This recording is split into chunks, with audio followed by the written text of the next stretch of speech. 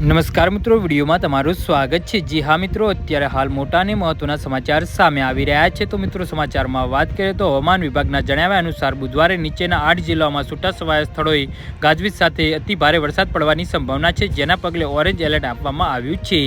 જી હા મિત્રો, જેના પગલે ઓરેન્જ એલર્ટ આપવામાં આવી છે।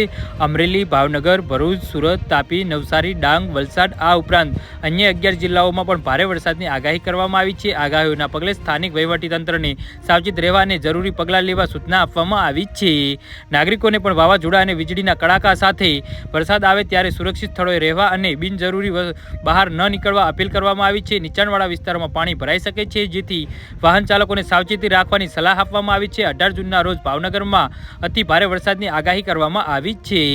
જી હા મિત્રો, અત્યારે હાલ મોટા સમાચાર સામે આવી રહ્યા છે।